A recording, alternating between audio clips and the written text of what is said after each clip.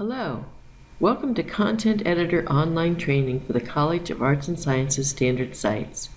In this video, we will take a look at editing the basic page, the difference between plain and rich text fields, exploring the rich text editor that is used with all our content types, and saving your work. To begin editing, be sure you are logged into the site.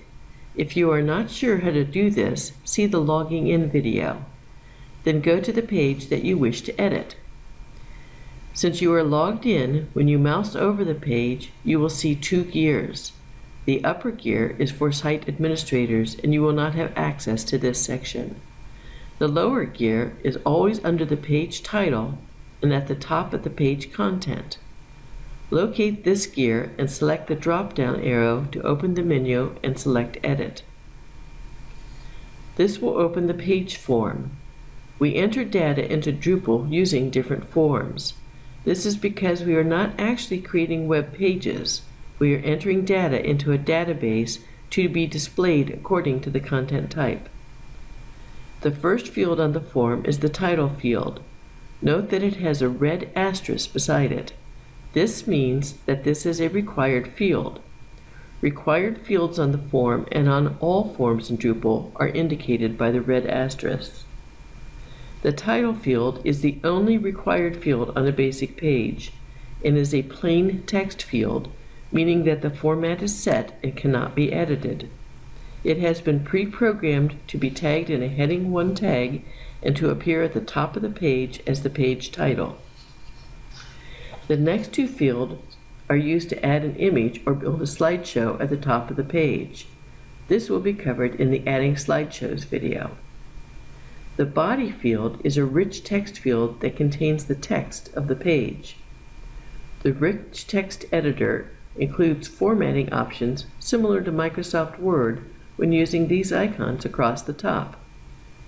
For example, you may highlight some words and then select B to make them bold. Highlight some and select I for italicize or emphasize. We do advise using these formatting options minimally, instead using the text to convey importance and urgency. The next icon is used to insert a horizontal line to separate text into different sections. Again, similar to Word, there are 3 alignment icons to adjust the alignment of your text: left, center, and right. You can select text and then select the bullet icon to create a bulleted list. Reselect the icon to remove a bulleted list. The next icon does the same for creating and removing a numerically bulleted list. Next are the decrease indent and then the increase indent buttons.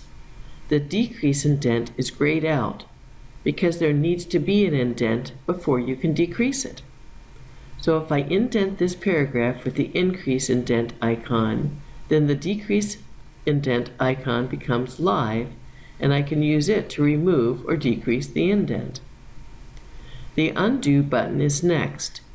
Note, however, that you can still use the keyboard controls to undo.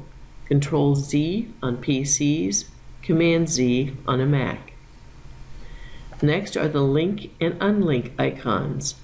These are a bit trickier, so we have dedicated an entire video to creating links. The anchor flag is also covered in the links video. Then there is the Add Media icon. This button will be used to add images, documents, videos, and audio files to your pages. It will be covered in the Adding Media video. The Source button, when you select it, allows you to see the HTML source code for the items in the body field.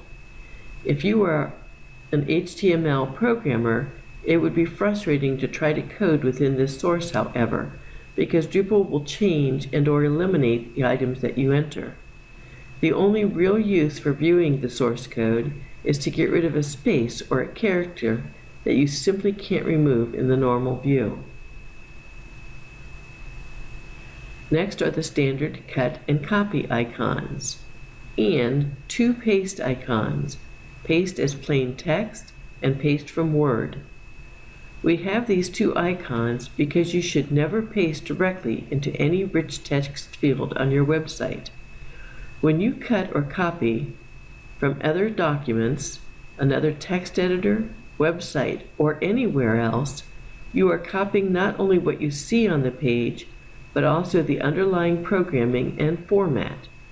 Pasting directly into this field can create a host of problems.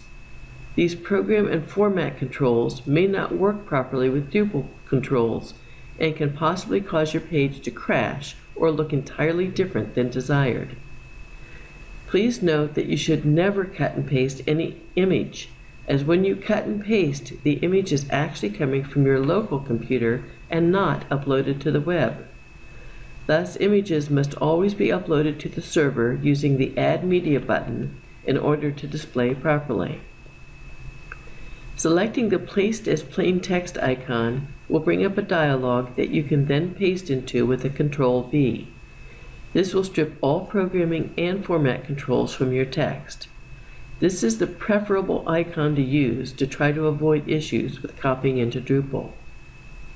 Selecting the Paste from Word icon strips Word programming and ensures format alignment with Drupal.